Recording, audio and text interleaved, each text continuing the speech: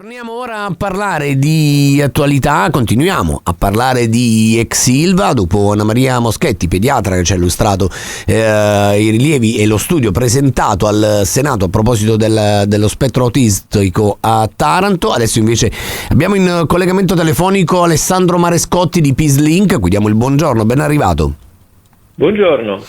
Marescotti, anche Peacelink farà presente, diciamo, i rilievi agli ultimi due decreti fatti dal governo, poi unificati, non è chiaro, però ecco, al di là della parte burocratica, due decreti, uno dei quali prevede, diciamo, il dirottamento di 400 milioni di euro dalle bonifiche all'attività di continuità produttiva, cioè per consentire alla fabbrica di produrre. L'altro invece introduce in una maniera, secondo voi discutibile, la valutazione del danno sanitario. Andiamo per gradi.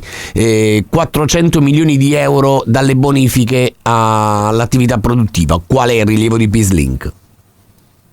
Abbiamo letto con attenzione la presentazione di questo decreto legge che adesso è in procinto di essere convertito in legge e all'esame della nona commissione al Senato, e noi abbiamo fatto presente che ci sono delle cose incredibili nelle motivazioni che spingono il governo a sottrarre 400 milioni alle bonifiche per darle alla produzione. Nella illustrazione di questo decreto c'è scritto che il provvedimento, che ovviamente sarebbe illegittimo se trasferisce soldi per l'ambiente a soldi per la produzione, il provvedimento, si legge nella presentazione del decreto, poggia sul presupposto che il rischio chiusura dello stabilimento sia un rischio rilevante e significativo anche dal punto di vista ambientale. Il che significa praticamente che l'Ilva inquina se produce, ma inquina anche se si ferma,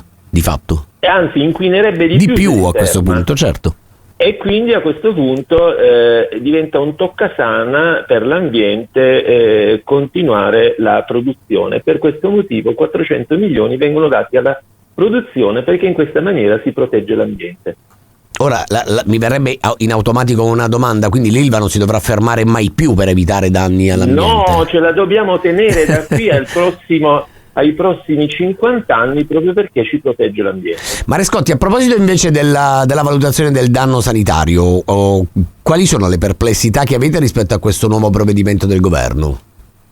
Allora, va innanzitutto detto che il governo non avrebbe voluto introdurre... Ma è stata costretta dalla Corte Europea di Giustizia. Esatto, e proprio perché è stata costretta, obtorto collo, l'ha introdotta in maniera inefficace. In particolare vengono posti dei limiti molto stringenti in termini di tempo e anche procedurali per l'Istituto Superiore della Sanità, a cui vengono imposti dei tempi ristrettissimi per fare le valutazioni di una valutazione di impatto sanitario che viene formulata dall'azienda. Quindi l'azienda può avere tutto il tempo per formulare la sua valutazione di impatto sanitario, l'Istituto Superiore della Sanità ha tempi strettissimi per controllare, e soprattutto se fa dei rilievi del tipo non mi è chiara questa cosa, voglio delle integrazioni, lo può fare una sola volta su quel punto, non può richiederlo una seconda volta. È come se in un esame universitario il docente dice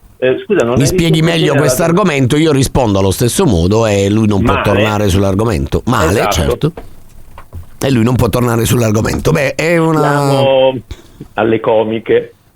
Da questo punto di vista vi aspettate come dire, che la Commissione faccia presente i vostri rilievi, li tenga in considerazione, o diciamoci la verità, siete un po' per quanto diciamo si continui a lottare, un po' tutti demoralizzati rispetto al risultato finale?